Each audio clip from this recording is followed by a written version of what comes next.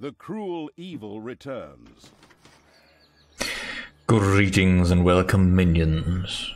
To a new Let's Play series, welcome to Let's Play Dungeons 3. Yeah, this was coming well in advance. So, Dungeons 3. Well, we left off from Dungeons 2, A Game of Winter, because this is pretty much a direct continuation of it. We've completely conquered the world. Well, the known world. So what's next? The game will explain. Although, some things to first cover in this. I may complain a bit about certain things. Let's just state before we start, I like this game. I like it quite a bit. I think the mechanics are overall quite good. My complaints are mostly about the tone of the game a bit. Because Dungeons 3 is pretty much what you expect from a sequel of a sequel. More and lots of it. Including the humor. Now, don't get me wrong, some of the observations they make perfectly make sense. I mean, they essentially parody or make fun of established tropes and of, popular culture. My only quibble is they do it a little bit too much to a point where you think they're trying to prove something. And let me just state right here and now that these Bavarian developer snots, these Germans, alright, you've proven it. Germany has a sense of humor. Citation needed. You can lay off the humor for a bit, because frankly you're saturating the game a bit and it stops being effective to a point where I'm actually getting a little bit, alright, okay, let's just get on with it. Because while I do understand committing to the joke is essential, having nothing but jokes kinda ruins the tension, the setup for the jokes a bit. Anyway, let's not quibble about that. As for the game at the moment, I should probably mention this game apparently has seasonal DLC, which I didn't know was actually part of the game, but kudos that they actually added it. So if the game looks Christmassy or whatever, the season in. I mean, I played this game when it came out during Halloween, so I had pumpkins everywhere. Sure, fine. But if you're wondering why that is, it's because of that. I'll just leave everything enabled. Beyond that, I don't think there's really much else to cover. So let's us jump into the campaign. Now, I will mention the tutorials for this game. Very good. Well done. They mostly explain most of the mechanics quite adequately. And I do recommend you play the tutorials before you try the main campaign, regardless of your skill level with Dungeons 2. Just because some things have changed. But we'll get to that when we start playing. The shadow of absolute evil. The shadow of absolute evil had crossed the sea and now sought the chosen target. A dark elf named Talia. Yeah. Well, this is basically just the introductory mission. Every mission has 3 milestones, I suppose you could call them. These don't do anything particularly important, they're just things you can achieve. They are actually the Steam achievements, as far as I can tell. I have not covered all of them because, frankly, I've been playing at my leisure. But let's dive into this now and explain what the evil has been up to since, his resurrection in Dungeons 2. A long, long time ago, the absolute evil had, in the famous predecessor to this game, subjugated the known world and defeated good. Now, in a world full of blackness and despair, it spent its days sipping cocktails from the skulls of its enemies and forging new plans over a grilled unicorn kebab. Unfortunately, there wasn't much left to forge. A few orc wedges? The occasional trick played on the little snots? There just wasn't anything left to conquer. As the weeks and months passed, the absolute evil grew ever more reticent and seclusive. From time to time, one could hear a slight murmur from the depressed evil's super-secret laboratory in the depths of the dungeon. Its creatures grew more worried with each passing day, and even started to miss its ingenious evil tricks. It was a somewhat confusing time for them. No beatings, no torture, and no being sent to a senseless death. On the other hand, it was a rather nice change. Eons passed, and the unicorn supply dwindled until suddenly, one wonderful day, the evil genius evil joyfully burst from its super-secret laboratory. It finally had a new goal. An unknown continent, as often found in sequels, lay to the east, sheltered from the wicked evil by naught but a puny little ocean. It immediately had a fleet built. This was so powerful that it covered the horizon from north to south and was manned by the best and most powerful creatures at the devious evil's command. The fleet set sail for the crossing to this new continent, left the harbor, and sank. Yet that mattered naught to the couldn't-give-a-hoot-about-its minions evil. It instructed its goblins and little snots to design an even more powerful fleet. These new ships were gigantic. Loaded with devious evil's second-best creatures, the fleet set out. And that sank as well. The annoyed evil saved his relentless anger towards the shipbuilders for later. Obviously, it would have to take care of the matter itself. With a sigh, it cast a spell and created a shadow of itself, a creature of absolute darkness and evilness. This shadow flew across the water towards the east. There it would find a vessel, a corruptible being that would subjugate this land in the name of evil, and the shadow had the perfect target in mind.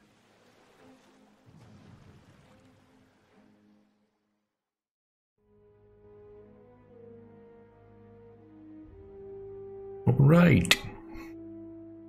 Well, that's par for the course. The great paladin Tanos, hero of the totally Eastern Kingdoms and a repugnantly good fellow.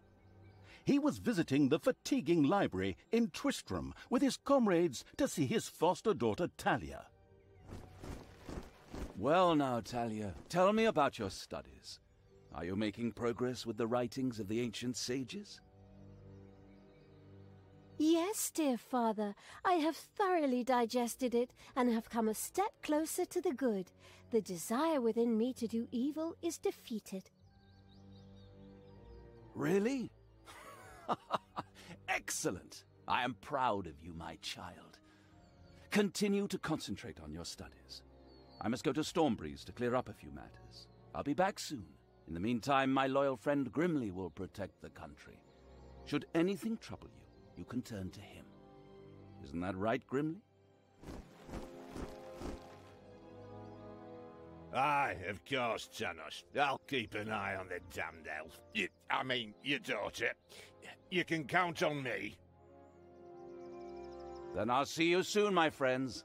May the goddess watch over you, and the light burn eternally. Bon voyage, dear father. I'll make you so proud of me. Who does good is good. Yuck. Disgusting phrases like that always leave such a nasty taste in my mouth. These abnormally good heroes, on the other hand, had no inkling of the malignity gathered to the south. One moment a herd of sheep was peacefully grazing, and the next moment, whumph! With a fulminant explosive effect that ate up half our special effects budget, the shadow entered the world. His target, a dark elf caught between good and evil, was very close. As the shadow of the unspeakably evil evil moved through the world, all around it died. Plants withered. Animals perished. Sort of like a picnic with my family. Alright. The introductory level. You kinda look dopey as a shadow, but you know, sure enough. Let's press on with our evil.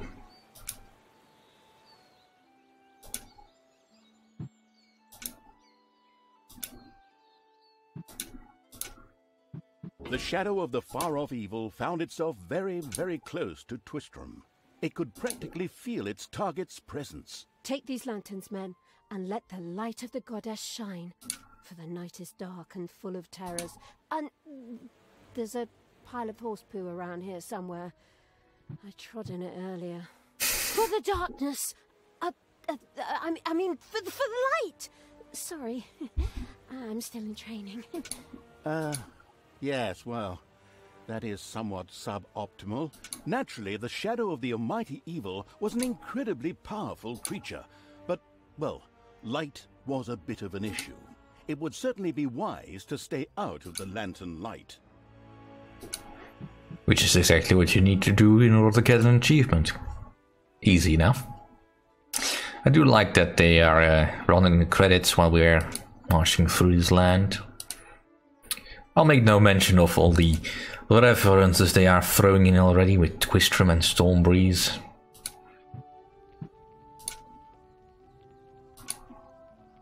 Main Blizzard claims are of course ripe for slagging, but you know, be it obvious.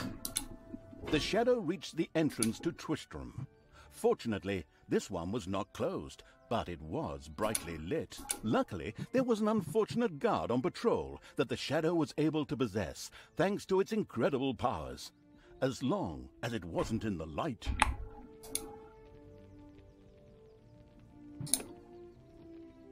Right. Well...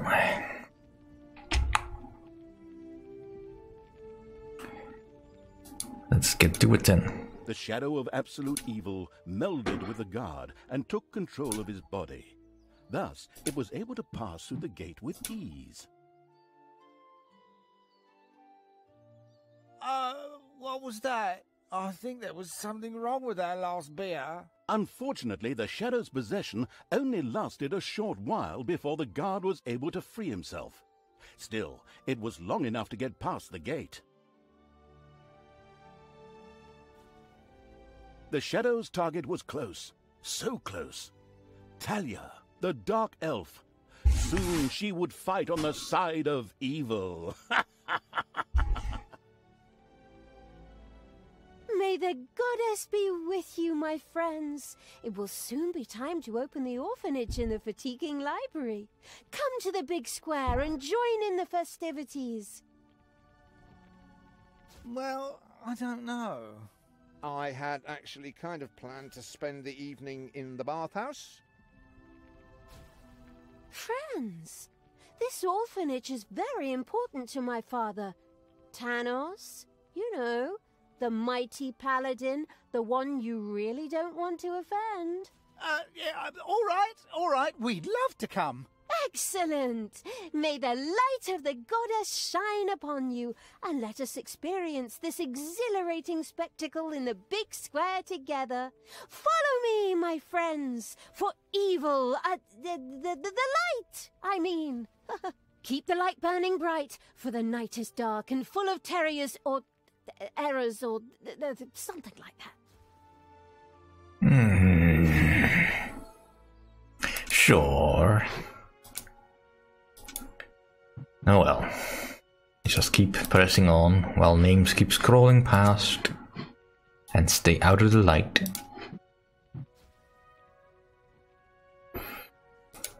Don't you agree, Sebastian Nussbaumer?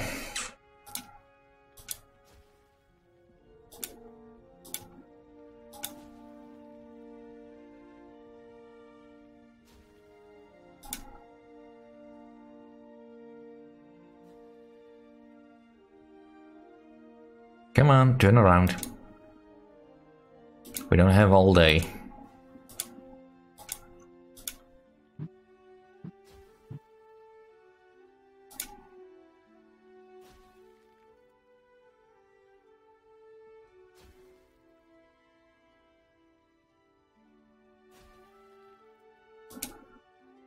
Here we go. And here is a convenient target. But let's first eavesdrop on Grimly here. Stop holding the lantern in my face like that, boy. I am Grimly, king of the dwarves, and I am used to the cold, dark tunnels under the mountains. I have no need of any stupid lamp shining into me eyes. Now I'm stuck with that damn pointy-eared... I mean, my good friend Tanos' foster daughter. Curse him. A dark elf is a dark elf, and nothing will change that. The girl will always be tainted. Should have cut her ears off when I had the chance. Yeah, perhaps. Let's double check for a moment. Yeah, I do have subtitles. Let's just continue.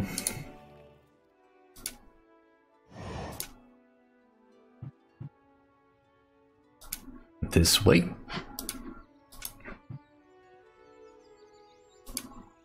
Enough chit-chat, men. You stay here and secure the area. I have to go check my invention. Stay alert. I can feel something evil lurking in the area. And it's not just that damn pointy-eared... I mean, that elf. After this cliched monologue, Grimly disappeared into the darkness. The impatient evil shadow set off again. In the distance, one could hear the unbearably good bells of a church. They must be marking the opening of the orphanage in the fatiguing library. Heroes, with lanterns, began to stream in that direction. The crossing on a red signal evil shadow swore, or would have, if it had a mouth, and tried to avoid the lanterns as much as possible.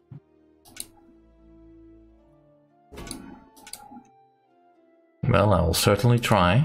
This orphanage in the fatiguing library for our goddess, and in the name of my father Tanos, I'm glad to see so many of you here of your own free will. Yeah, I'm not entirely sure they're free to be here, but whatever you say, Talia. Finally, the time had come, and the shadow of the passes in the slow lane evil was within range of Talia, the dark elf. The time had come for it to use its incredible powers to possess her for a short time. My dear father would be very proud were he with us today. He would be overjoyed to see us give the young and the needy a place to live and thrive. That's why I'm happy to take this orphanage and destroy it utterly, and all of you with it. What did she say? Die! All right.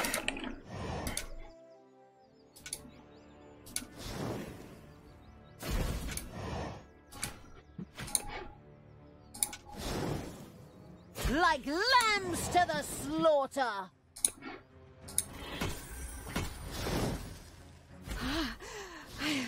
I feel the power within me. Oh, it's over 9,000! Unimaginable Come on. surfaced in Talia, the black magic of the dark elves. She immediately began to unleash these powers of chaos upon the world. I will kill you all! That'll certainly be a challenge. Now, one of the achievements is to kill a lot of people with fire bombs, which does mean you need to keep her from using her regular skills. I will kill you all! Not bad. Now what? Alright, that's not a... That can wait. The dark elf raged through Twistrom's inexperienced guards. She thereby built up a tremendous inner energy, which she released into the world as a focus beam, while screaming, Kamehameha! She did not. Meanwhile, in the fatiguing library, they waited eagerly with coffee and cake for Talia to show up and open the new orphanage. The energy beam hit the cake with a resounding zap and reduced it to ashes. Oh yes, and the rest of the building and everyone inside it as well. The narcissistic evil patted itself on the shoulder for this. Or it would have, but the metal armor always made such a terrible clunking noise when it tried. But then again, that's what little snots are for. Obviously, the Dispatch Shadow had found a perfect vessel in the Dark Elf. Talia had already earned the title of Employee of the Month, with the utter destruction of the fatiguing library, as well as half of Twistram. The destruction of an orphanage and the bombardment of innocent citizens with magic missiles immediately made her the minion-wasting evil's new favorite henchperson. Her evil deeds complete, Talia withdrew into the vaults beneath the ruins of the fatiguing library. There, between the slaughterhouse and Mad Archbishop Lazarus's apartments, she prepared to create something powerful in the name of the absolutely ultimately evil. A dungeon heart, the cornerstone of any dungeon's power. Far away, Paladin of Light and Talia's former mentor, Tanos, was on his way to the Empire's capital of Stormbreeze. Naive and trusting as he was whistling cheerfully to himself, with no inkling of his foster daughter's dark deeds. Though he was aware that as a dark elf, she always had a core of evil in her. He had hoped to defeat it through religious indoctrination with ancient mad writings. Well, old bean, you thought wrong.